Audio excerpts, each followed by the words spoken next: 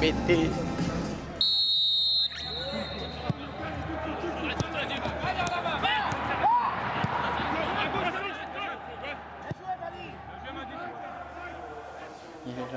T'as vu? On score à Monaco. Ils étaient 1000 à foutre le bordel. Ça, il y avait que Puel, Ouais, c'est pas trop le problème. Après, ils étaient quand même assez loin de l'endroit où on était, mais on entendait au fond des bruits de supporters.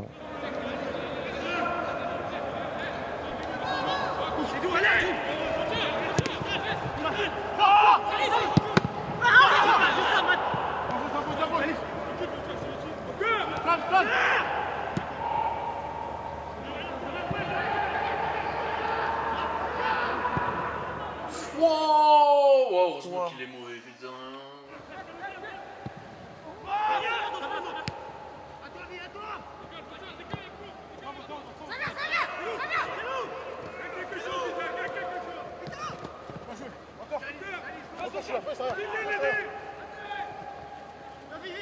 Lag, d'accord. Viens, Timba. On va pas trouvé. Mais tant mieux. Ça Ou moi.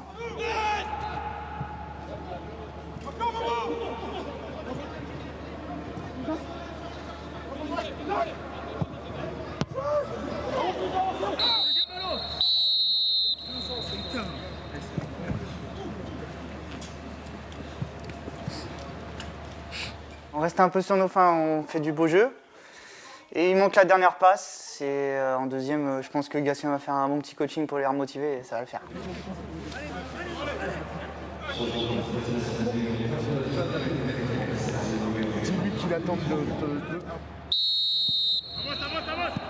Quelques semaines avant, j'avais un peu mal à cet endroit-là et en fait sur ce mouvement, mon adducteur il lâche et je sens vraiment le tendon qui tire.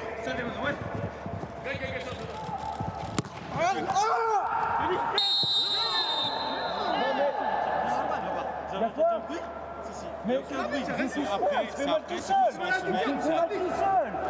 s'il vous plaît. Il se pète l'adducteur. Mais il s'est fait mal à l'adducteur. Non, il se pète l'adducteur tout seul. Il s'est fait mal tout seul. Mais oui, c'est l'arbitre. Je me suis fait opérer à Bordeaux par le docteur Reboul, un spécialiste du métier pour ce genre d'opération. Et puis là, ça va super bien. J'ai déjà repris le vélo, la musculation. Je fais de la rééducation et puis tout se passe bien pour l'instant.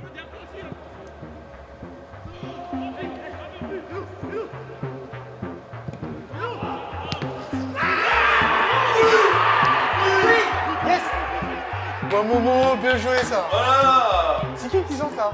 C'est une Timba encore, une galette.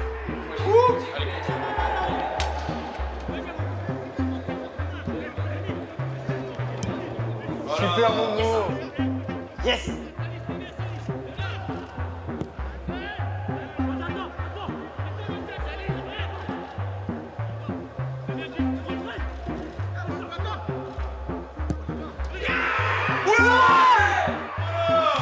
Ce but! Oh. Wow, celui-là il est beau! Bayo! Hop!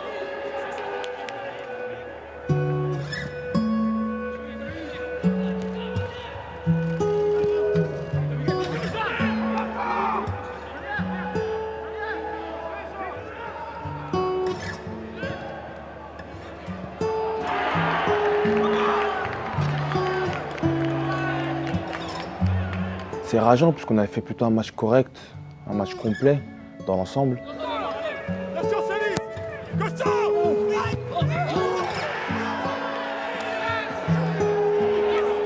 Et se prendre 2 buts comme ça sur coup de pied arrêté, sachant qu'on a fait un match complet et qu'on méritait cette victoire.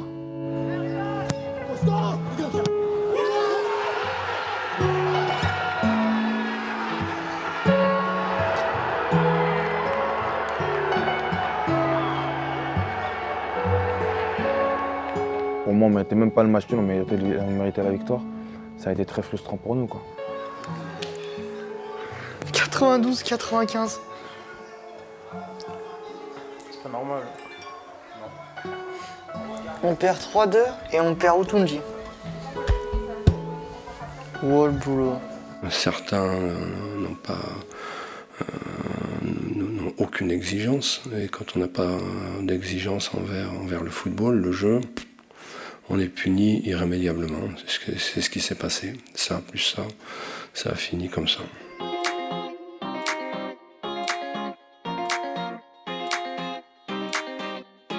On a convié du coup toutes les convives à partir de 18h30.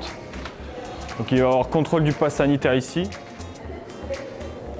Et on va faire un spectacle là, les freestylers. Il y a les châssis aussi qui va arriver. Donc on fait un accueil ici. Plus carrément, je suis le responsable commercial du club. Je suis au club depuis 6 ans. Moi, je suis arrivé sous l'ère Claude Michy pour mon Master 1. Je suis en charge du développement de tous les revenus du club, qu'ils soient hospitalité, partenariat, sponsoring et tous les revenus depuis peu. On est en charge du développement de l'offre séminaire au sein du stade. Chaque saison, on essaie de fidéliser nos partenaires. Donc ça passe par des soirées comme celle-ci. Donc on organise 2 grosses soirées au nom du club, donc le dîner de gala qui a lieu aujourd'hui au Casino de Royac. On les accueille à partir de 18h30 dans la salle des grands jeux sur une partie cocktail, donc cocktail debout avec quelques animations. Et à partir de 20h, on passe sur un repas servi à l'assiette, donc on a fait un plan de table pour répartir nos différents convives. On organise une grosse tombola où les fonds seront entièrement reversés au Resto du Cœur. Tu les invites à monter sur scène, donc c'est Ahmed Schaeffer qui fait un discours, et après Olivier Bianchi. Alors d'accord, d'abord c'est Ahmed et après on invite Olivier. Et après on invite Olivier à vous rejoindre. J'ai mis un pupitre avec le micro.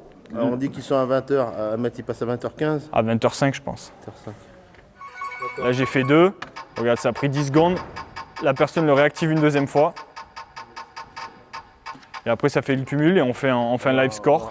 Dernier réglage. Petit brief avec toutes les animations qui vont avoir lieu. Jérôme Gallo, notre speaker officiel aussi, qui officie au stade et du coup qu'on prend sur notre 2e édition du dîner de gala.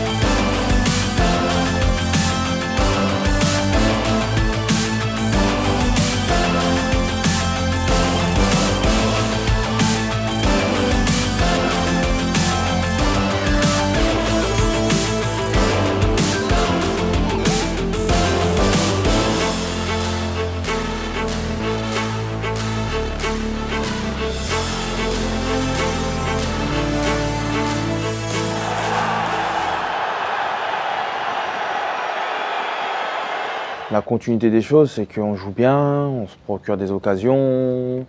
Dans la possession de balle, on est plutôt bon. Mais le problème, c'est à chaque fois, on se mange des buts dans les dernières 10 minutes. Et il faut vraiment rectifier le tir par rapport à ça, quoi.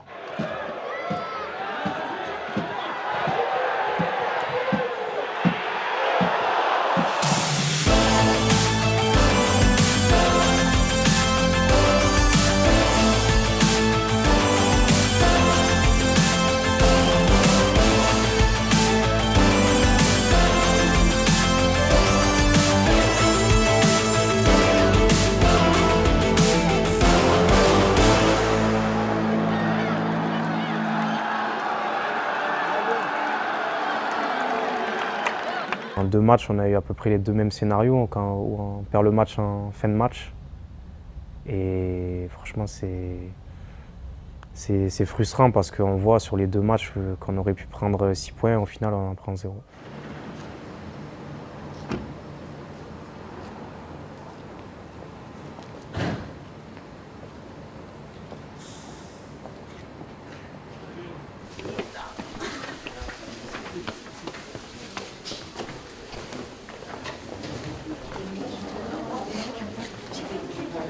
On voulait rencontrer des personnes qui sauvent des vies, surtout en ces temps compliqués, donc apprendre un peu plus aussi sur les cancers. Je trouve que c'est important pour nous, joueurs aussi, de donner du temps à ces causes-là. L'objet de la journée aujourd'hui, c'est surtout un mois, qui est le mois de Movember, qui en fait est d'une origine anglo-saxonne et qui consiste à promouvoir le cancer des hommes, le cancer du testicule et le cancer de la prostate, afin de recueillir, d'abord de faire connaître ces cancers-là chez l'homme, et aussi recueillir de l'argent pour la recherche qui est en train de énormément augmenter et qui nécessite le nerf de la guerre, l'argent évidemment.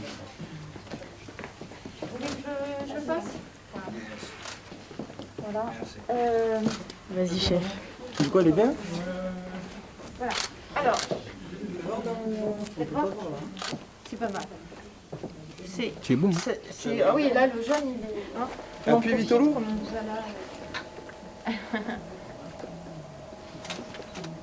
C'est très bon de faire d'activité physique en prévention du cancer, mais c'est aussi très bon après par rapport aux séquelles.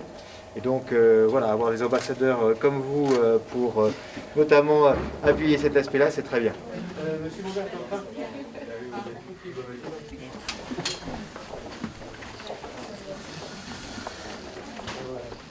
Au sein de l'oncologie, il y a plusieurs spécialités en fonction de chaque organe. Par exemple, le cancer du poumon, le cancer gynécologique, le cancer qui nous concerne l'urologie avec la prostate et notamment les tumeurs des testicules, etc. etc. Et on s'occupe du diagnostic, du traitement chirurgical, notamment souvent, de la radiothérapie et de la chimiothérapie. On a appris vachement de choses qu'on pensait peut-être connaître, mais au final non. On a eu aussi des médecins qui ont pris du temps de leur temps pour nous expliquer précisément en quoi ça consistait, toutes les phases, etc., les techniques pour dépister, pour traiter et surtout le suivi, etc. Donc c'était super intéressant. Ça c'est l'exemple du patient qui a une maladie qui est très évoluée, un cancer de prostate qui est très évolué et qui a déjà eu accès à plusieurs traitements par chimiothérapie et plusieurs traitements avec des hormones. Notre petite molécule qu'on a identifiée qui s'appelle le PSMA, elle permet de guider notre traitement directement sur les cellules du cancer sans irradier le reste de l'organisme. C'est important parce qu'il faut connaître notamment le cancer du testicule. C'est l'âge des joueurs, c'est l'âge aussi de la maladie. Et donc c'est important de le faire diffuser pour le reconnaître, pour le traiter et pour le guérir.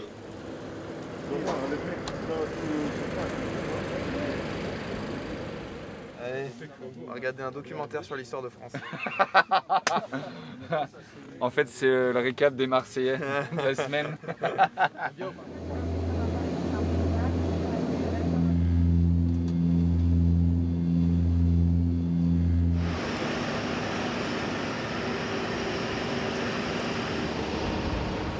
C'est en Bretagne aussi.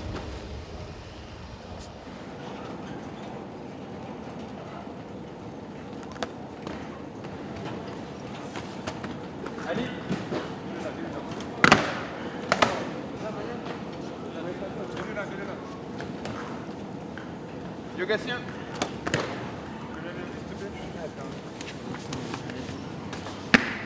Je crois qu'ils ont oublié mon sac. Hein. Ah non. Je croyais qu'ils avaient oublié mon sac.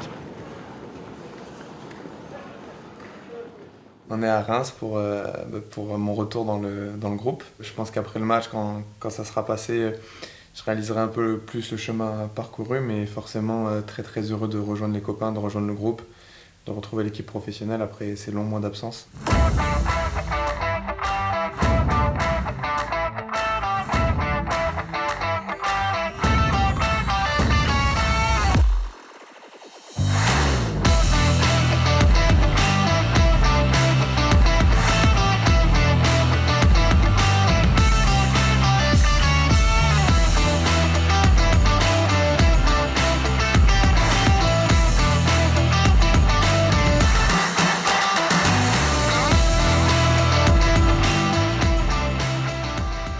Ça fait mal l'accumulation de choses comme ça, de scénarios comme ça. C'était vraiment très décevant pour nous, puisqu'on voulait vraiment au moins avoir le match nul là-bas, quoi, à Reims. Il y a possibilité de rebondir à chaque match, hein. Donc maintenant, c'est à nous. Maintenant, il faut montrer qu'on est des hommes, surtout. Et que, surtout pour notre fierté, puisque ça fait quand même pas mal de matchs qu'on n'arrive pas à prendre de points. Donc maintenant, il faut relever la tête et surtout avancer.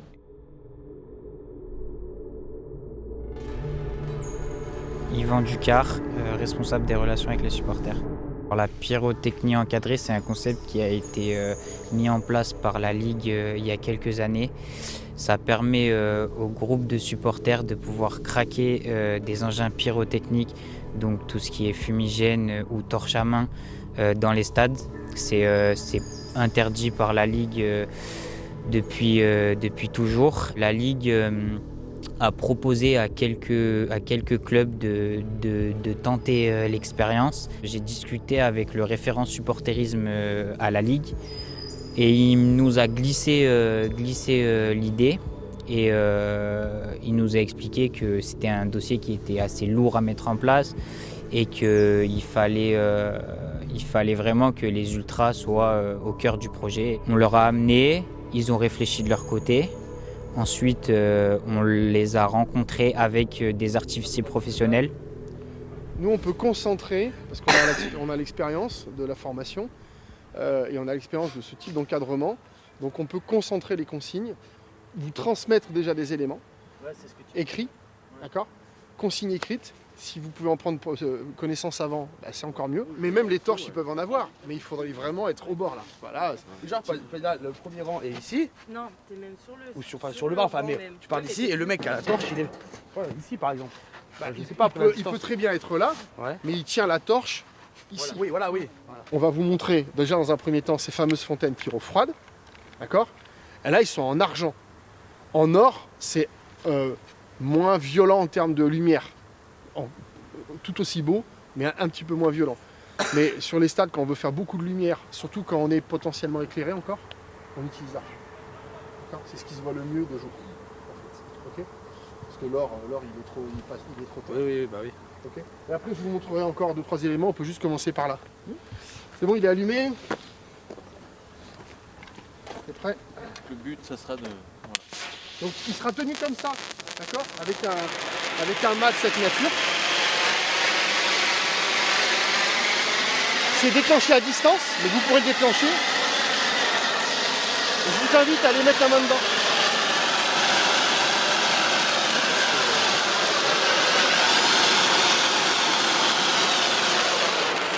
Alors imaginez quand on est tenu comme ça, dans les travées ou en bord de tribune, ça se voit. Vous avez vu la lumière qu'on génère là ? On peut très bien avoir bien évidemment les torches rouges en même temps. Hein.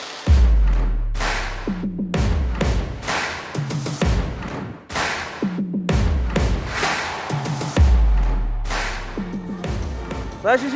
Ça va et vous ? Ça va les Jérôme, garçons ? prépare la voix là. Début du numéro 20. Ouais, j'espère. Et Jérôme, Allez crier très fort. fais crier mon nom un peu. Hein. Ah bah j'espère. Fais crier. Je vais vous faire signer tous les trois.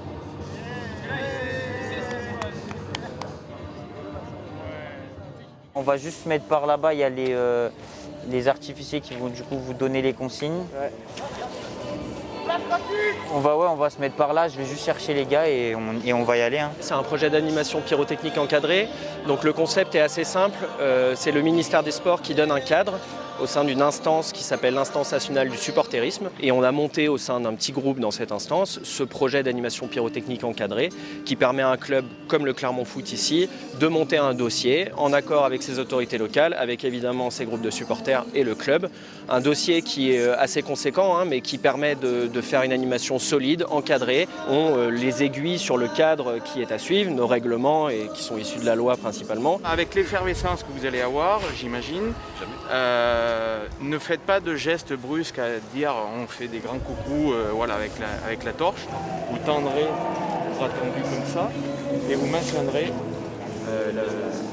votre torche en avant. Voilà. Ça va être un allumage électrique à distance. Soit vous décidez de le faire vous, entre guillemets, tu prends l'initiative, soit il se met vers toi et il appuie sur le bouton. Soyez pas étonnés, on a 3 allumages.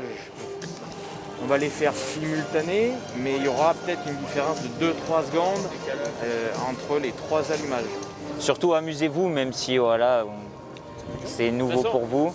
Et après, on débriefera. Aujourd'hui, le Clermont Foot 63 et aime mettre à l'honneur 2 joueurs qui ont franchi le cap des 100 matchs de championnat sous nos couleurs, Ligue 1 et Ligue 2.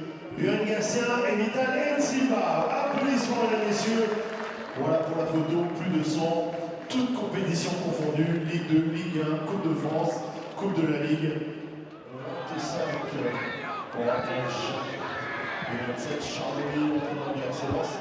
Franck Hez, on salue les supporters en soir présents. Stade Gabriel, bienvenue dans la liste.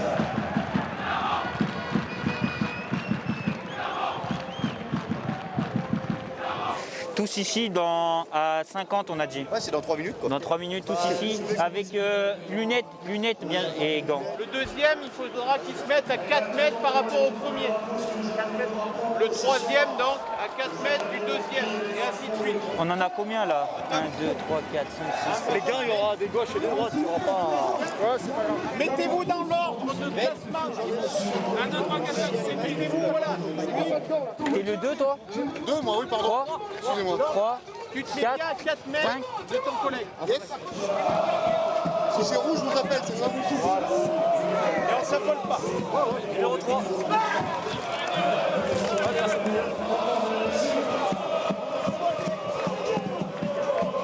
On va demander d'être cagoulé ganté.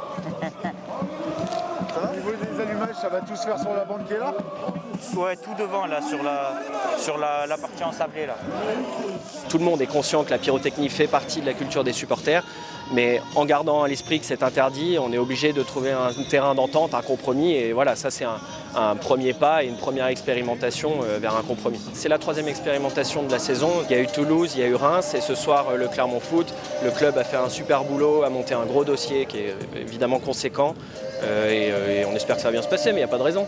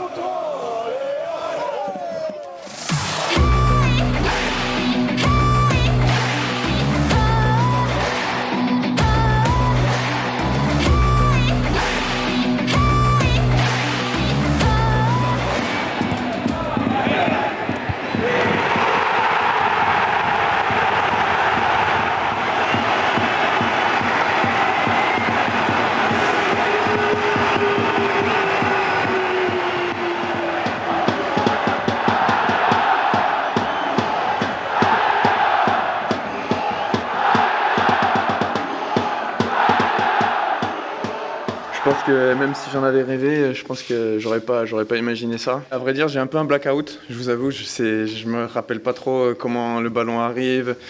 Et puis je vois le ballon dans les filets. Formidable de revenir, premier match titulaire en première division, marquer un but de la tête, ce qui n'est pas son point fort. Mais ce but nous a un peu réveillés, on n'a pas lâché. Et je pense que c'est ça qu'il faut retenir. C'est un accomplissement et un grand soulagement, surtout pour l'année que j'ai traversée, pour ces 7 derniers mois.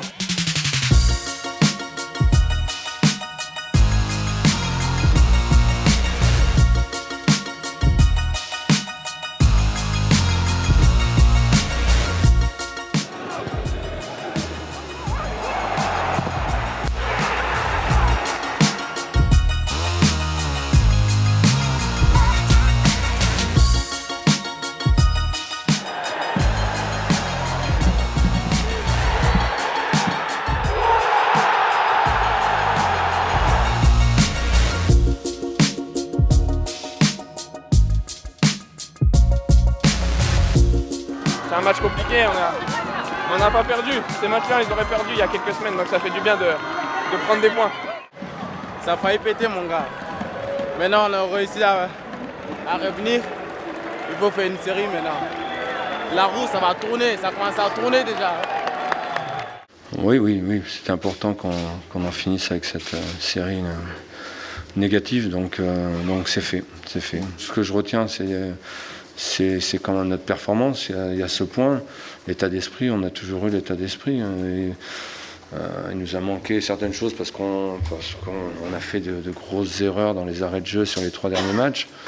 Mais avant de faire ces erreurs, on a toujours été là.